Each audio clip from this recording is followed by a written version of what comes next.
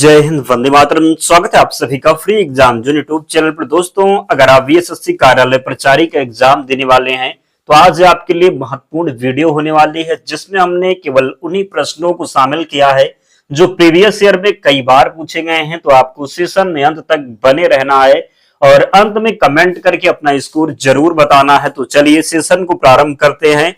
और पहला शानदार प्रश्न आपकी स्क्रीन पर है। पूछा गया है कि बिहार के मधुबनी जिले से शुरू सुखेत मॉडल किस विषय से संबंधित है?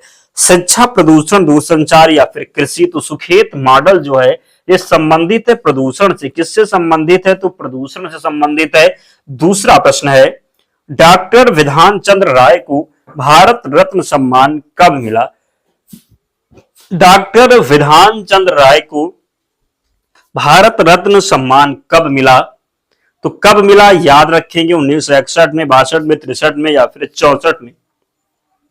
तो डॉक्टर विधान चंद्र राय को भारत रत्न सम्मान मिला 1961 में। कब? तो 1961 में। याद कर लीजिएगा, कई बार यह प्रश्न पूछा गया है। अगला है, बिहार में पहली बार राष्ट्रपति शासन जब लगा था उसमें बिहार के राज्यपाल कौन थे? जाकिर हुसैन, नित्यानंद कानूनगो, देवकांत बरुआ, इनमें से कोई नहीं। तो बिहार में पहली बार राष्ट्रपति शासन जब लगा था उस समय बिहार के राज्यपाल थे, कौन थे? तो नित्यानंद कानूनगो थे। बिहार में पहली बार राष्ट्रपति शासन जब लगा था तो बिहार के राज्यपाल थे नित्यानंद कानूनगो। क्षेत्रफल की दृष्टि से विश्व का छठा सबसे बड़ा देश कौन सा है? चीन, ब्राजील, ऑस्ट्रेलिया या फिर कनाडा? याद रखेंगे, जो सही उत्तर होगा छठा सबसे बड़ा देश हो जाएगा ऑस्ट्रेलिया। किस प्रकार आपको याद रखना है? तो रुक चीन अब आया भारत। क्या? तो रुक चीन अब आया भारत। तो राशि क्या हो गया? तो रूस हो गया, का से कनाडा हो गया। इस प्रकार आपको क्रम याद रखना है। भारत की बात करेंगे तो भारत जो है ये 7वें नंबर पर है। पांचवा प्रश्न है, लक्षद्वीप समूह और अंडमान निकोबार द्वीप समूह के समुद्र तट सहित भारत की समुद्र तट की लगभग कुल ऊंचाई कितनी है? 5,717 किलोमीटर, 7,517 किलोमीटर, 4,523 किलोमीटर या फिर 5,000 किलोमीटर? तो लक्षद्वीप समूह और अंडमान निकोबार द्वीप समूह के समुद्र तट सहित भारत के समुद्र तट की लगभग ऊंचाई कितनी पूछी गई है? तो कितनी हो जाएगी? तो 7,517 किलोमीटर। क्या? तो लक्षद्वीप समूह और अंडमान निकोबार द्वीप समूह के समुद्र तट सहित भारत की समुद्र तट की कुल लंबाई जो लगभग है ये 7,517 किलोमीटर है। याद रखना है, गलती नहीं करेंगे। अगला प्रश्न है, 1931 में निम्नलिखित में से कौन इंडियन नेशनल कांग्रेस के अध्यक्ष बने थे? नलिनी सेनगुप्ता, वल्लभ भाई पटेल, डॉक्टर राजेंद्र प्रसाद, इनमें से कोई नहीं। तो 1931 में निम्नलिखित में से कौन इंडियन नेशनल कांग्रेस के अध्यक्ष बने थे? तो 1931 में निम्नलिखित में से कौन इंडियन नेशनल कांग्रेस के अध्यक्ष बने थे? तो बने थे वल्लभ भाई पटेल। 1931 में इंडियन नेशनल कांग्रेस के अध्यक्ष बने थे वल्लभ भाई पटेल। अगला प्रश्न है, 1948 की औद्योगिक नीति में उद्योगों को कितने वर्गों में विभाजित किया गया था? 3 वर्ग, 4 वर्ग, 5 वर्ग या फिर 6 वर्ग? तो 1948 की औद्योगिक नीति में उद्योगों को कितने वर्गों में विभाजित किया गया था? तो 4 वर्ग में। कितने? तो 4 वर्ग में विभाजित किया गया था। सेवा क्षेत्र कृषि अर्थव्यवस्था के किस क्षेत्र का एक हिस्सा है? सेवा क्षेत्र पूछा गया है। द्वितीयक होगा, सार्वजनिक होगा, तृतीयक होगा या फिर प्राथमिक होगा? प्राथमिक में आपको पता है प्राथमिक क्षेत्र में क्या आता है? तो प्राथमिक क्षेत्र में प्राकृतिक संबंधी जितनी भी क्रियाएं हैं ये सभी प्राथमिक क्षेत्र में आती हैं। जैसे कृषि हो गया, मत्स्य पालन हो गया, ये सब जो है ये प्राथमिक क्षेत्र में। द्वितीयक क्षेत्र में क्या होता है? तो द्वितीयक में उद्योग होगा। क्या? तो द्वितीयक में उद्योग के जितने भी कार्य हैं ये द्वितीयक क्षेत्र में होते हैं। और सेवा की बात होगी तो सेवा जो होता है ये तृतीय क्षेत्र में जाएगा। तो सेवा क्षेत्र किस अर्थव्यवस्था में किस क्षेत्र का हिस्सा है? तो ये तृतीयक क्षेत्र का हिस्सा है सेवा क्षेत्र। याद रखना है। प्रथम लोकसभा के प्रथम उपाध्यक्ष निम्न से कौन थे? याद रखेंगे, अध्यक्ष तो सबको याद हुआ है क्या होते हैं? तो जेबी मावलंकर। लेकिन यहां पर प्रश्न उपाध्यक्ष पूछा गया है, यहां पर सब गलती करते हैं, लेकिन आपको याद रखना है अगर उपाध्यक्ष की बात होगी तो एम.ए. अयंगर, अगर अध्यक्ष की बात होगी तो जी.बी. मावलंकर, याद रखना है। अगला है, निम्नलिखित में से किस प्रकार का बाजार कीमतों को नियंत्रित करने में असमर्थ रहता है? एकाधिपत्य, पूर्ण स्पर्धा, अल्पाधिकार, उपयुक्त में से एक से अधिक। तो सही उत्तर इसका होगा पूर्ण स्पर्धा। क्या? तो निम्नलिखित में से किस प्रकार का बाजार कीमतों को नियंत्रित करने में असमर्थ रहता है? तो पूर्ण स्पर्धा होगा। क्या? तो निम्नलिखित में से किस प्रकार का बाजार कीमतों को नियंत्रित करने में असमर्थ रहता है? तो पूर्ण स्पर्धा हो जाएगा। कृषि भूमि के उत्तराधिकार के संबंध में शुल्क संविधान के किस सूची के अंतर्गत आता है?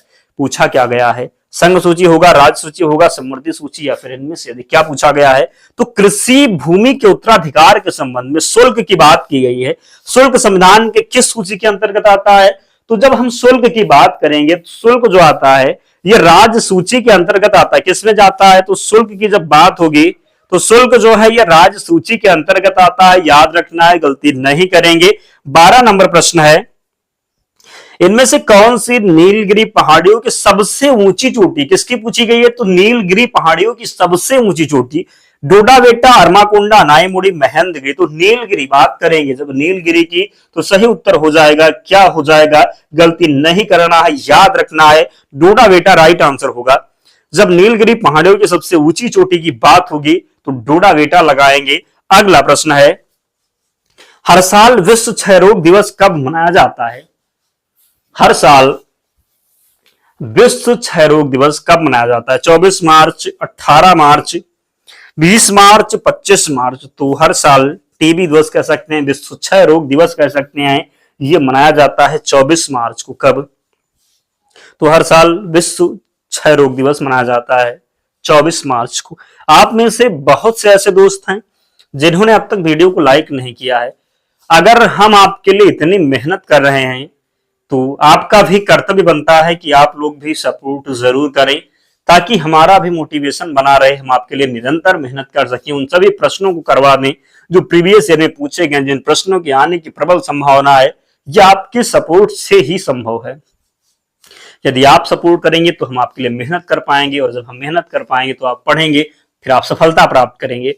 तो दोनों की इसमें क्या है, तो दोनों को सपोर्ट की जरूरत, हम आपकी करेंगे और आप हमारी करेंगे, हम दोनों आगे बढ़ेंगे। तो प्लीज जिन्होंने लाइक नहीं किया है तो जल्दी से लाइक कर दीजिए और चैनल को जरूर सब्सक्राइब करना है। अगला प्रश्न है, जैनियों द्वारा अपने पवित्र ग्रंथों के लिए सामूहिक रूप से किस शब्द का प्रयोग किया जाता है? प्रबंध, आगम, निबंध, इनमें से कोई नहीं। जैनियों द्वारा अपने पवित्र ग्रंथ के लिए सामूहिक रूप से किस शब्द का प्रयोग किया जाता है? तो आगम का प्रयोग करेंगे। क्या? तो जैनियों द्वारा अपने पवित्र ग्रंथ के लिए सामूहिक रूप से किस शब्द का प्रयोग करेंगे? तो आगम का प्रयोग करेंगे। भारतीय इतिहास के काल को चित्रित धूसर मृतभांड काल के रूप में जाना जाता है। हड़प्पा सभ्यता को, पूर्व वैदिक काल को, उत्तर वैदिक काल को, आधुनिक काल को। पूछा क्या गया है कि भारतीय इतिहास के किस काल को चित्रित धूसर मृतभांड काल, चित्रित धूसर मृतभांड काल किसे जाना जाता है? तो चित्रित धूसर मृतभांड काल जाना जाता है उत्तर वैदिक काल को। किसे? तो उत्तर वैदिक काल को। अगला है, मराठा साम्राज्य के संस्थापक शिवाजी की मृत्यु किस वर्ष? तो कई बार बताया है, इसमें टाइम देने की जरूरत नहीं है, 1680 में, और सभी को याद भी होगा। अगर आपको अब भी नहीं याद है तो अपनी तैयारी पर जरा जोर दीजिए, नहीं तो आप बहुत पीछे रह जाएंगे। तो मराठा साम्राज्य के संस्थापक शिवाजी की मृत्यु किस वर्ष? 1680 में। कई बार हमने ही बताया है आपको। अगला है, प्रार्थना समाज की स्थापना, आसान प्रश्न है, सबको रटा हुआ प्रश्न। प्रार्थना समाज की स्थापना की थी आत्माराम पांडुरंग ने। किसने? तो प्रार्थना समाज की स्थापना आत्माराम पांडुरंग ने। स्वामी दयानंद सरस्वती, क्या हो जाएगा? बताना है, वेदों की ओर लौटो। स्वामी विवेकानंद रामकृष्ण मिशन की स्थापना। राजा राम मोहन राय, क्या हो जाएगा? ब्रह्म समाज की स्थापना। तो ये सब जो प्रश्न हैं पूछे ही जाते हैं, सभी पढ़ते हैं, इसलिए सबको याद रहता है। अगर आपको याद नहीं है तो आप मेहनत कीजिए। अगला है, शिवाजी के मंत्रिपरिषद में विदेश मंत्री को क्या कहा जाता था? पंडित राव, अमात्य सुमंत, या फिर इनमें से कोई नहीं। तो शिवाजी के मंत्रिपरिषद में विदेश मंत्री को क्या कहा जाता था?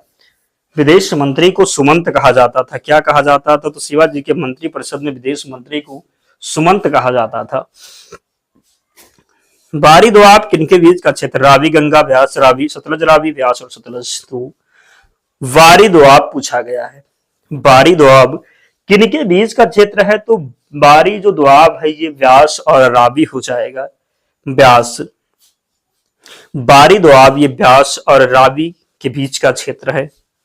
गोदावरी डेल्टा किस राज्य में पड़ता है? उड़ीसा, आंध्र प्रदेश, तमिलनाडु, कर्नाटक। तो गोदावरी डेल्टा किस राज्य में पड़ता है? तो गोदावरी डेल्टा पड़ता है किस राज्य में? आंध्र प्रदेश में। गोदावरी डेल्टा किस राज्य में पड़ता है? तो गोदावरी डेल्टा पड़ता है आंध्र प्रदेश में, याद रखना है। 21 नंबर प्रश्न है, हमारे शरीर की हड्डियों में कौन से ऊतक पाए जाते हैं? एपिडर्मिक, अस्थायी ऊतक, संयोजी ऊतक, इनमें से कोई नहीं।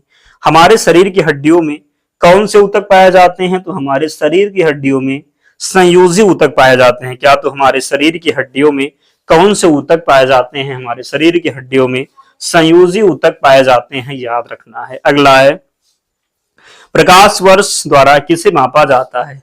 शक्ति, दूरी, लंबाई या फिर उपरोक्त में से एक से अधिक। तो प्रकाश वर्ष द्वारा किसे मापा जाता है? प्रकाश वर्ष के द्वारा किसे मापा जाता है? तो प्रकाश वर्ष के द्वारा मापा जाता है किसको? तो याद रखना है दूरी को। किसे? तो प्रकाश वर्ष द्वारा दूरी को मापा जाता है, सही उत्तर हो जाएगा। अगला है, किस प्रकार की कोशिका से त्वचा बनती है? स्थायी, संयोजी, अधिचर्म या फिर इनमें से कोई नहीं। तो किस प्रकार की कोशिका से त्वचा बनती है? तो अधिचर्म कोशिका हो जाएगा, अधिचर्म कोशिका से त्वचा बनती है। अगला है, ऑक्जेलिक एसिड का एक प्राकृतिक स्रोत क्या है? खट्टा दूध, चीटी डंक, टमाटर, नींबू। तो ऑक्जेलिक एसिड का एक प्राकृतिक स्रोत क्या है? ऑक्जेलिक एसिड का एक प्राकृतिक स्रोत क्या है? तो ऑक्जेलिक एसिड का एक प्राकृतिक स्रोत है टमाटर। क्या? तो ऑक्जेलिक एसिड का एक प्राकृतिक स्रोत टमाटर हो जाएगा। क्या होगा? तो टमाटर हो जाएगा। परमाणु से प्राप्त ऊर्जा को क्या कहते हैं? परमाणु से प्राप्त ऊर्जा को क्या कहेंगे? रासायनिक ऊर्जा, सौर ऊर्जा, नाभिकीय ऊर्जा या फिर विघटन। तो परमाणु से प्राप्त ऊर्जा को क्या कहते हैं? परमाणु से प्राप्त ऊर्जा को नाभिकीय ऊर्जा कहते हैं। क्या कहते हैं? तो नाभिकीय ऊर्जा। उस्ताद बिस्मिल्लाह खान को 2001 में निम्नलिखित में से कौन सा नागरिक पुरस्कार प्रदान किया गया था? भारत रत्न, पद्म भूषण, पद्म विभूषण, पद्म श्री। तो उस्ताद बिस्मिल्लाह खान को 2001 में निम्नलिखित में से कौन सा नागरिक पुरस्कार प्रदान किया गया था? तो 2001 में प्रदान किया गया था उस्ताद बिस्मिल्लाह खान को भारत रत्न। ये कौन से वादक थे? किसके वादक थे? तो शहनाई वादक थे। क्या थे? तो शहनाई वादक थे, याद रखेंगे। अगला है, कालरा रोग किसके द्वारा होता है? बैक्टीरिया, वायरस, कीटों द्वारा, इनमें से कोई नहीं। तो कालरा के रोग की बात करेंगे, ये किसके द्वारा होता है? तो ये होता है बैक्टीरिया के द्वारा। किसके द्वारा? तो बैक्टीरिया के द्वारा, जीवाणु जिसे कहेंगे आप। निम्न में से किन अंगों में पुनर्जन्म की शक्ति होती है? वृक्क, मस्तिष्क, यकृत या फिर इनमें से कोई नहीं। तो किन अंगों में, निम्न में से किन अंगों में पुनर्जनन की शक्ति होती है? तो पुनर्जनन की शक्ति होती है यकृत में। किसमें? तो यकृत में। किसमें? तो यकृत में। अगला है, भारत में स्थित सक्रिय ज्वालामुखी का नाम क्या है? राजद्वीप, वैरनद्वीप, नीलद्वीप, इनमें से कोई नहीं। तो भारत में स्थित सक्रिय ज्वालामुखी का नाम है वैरनद्वीप। क्या? तो वैरनद्वीप एक ही सक्रिय ज्वालामुखी है भारत में, अंडमान निकोबार क्षेत्र में। क्या नाम है? तो वैरनद्वीप। और आज का अंतिम प्रश्न, भारत निम्नलिखित में से किस गोलार्ध में स्थित है? उत्तरी और पूर्वी, दक्षिणी और पूर्वी, उत्तरी और पश्चिमी, दक्षिण और पश्चिमी। तो भारत निम्नलिखित में से किस गोलार्ध में स्थित है? भारत निम्नलिखित में से किस गोलार्ध में स्थित है? उत्तरी और पूर्वी, दक्षिणी और पूर्वी, उत्तरी और पश्चिमी, दक्षिणी और पश्चिमी। तो भारत निम्नलिखित में से किस गोलार्ध में स्थित है? तो बात करेंगे, भारत जो है ये उत्तरी और पूर्वी गोलार्ध में। कहां पर? तो भारत निम्नलिखित में से किस गोलार्ध में स्थित है?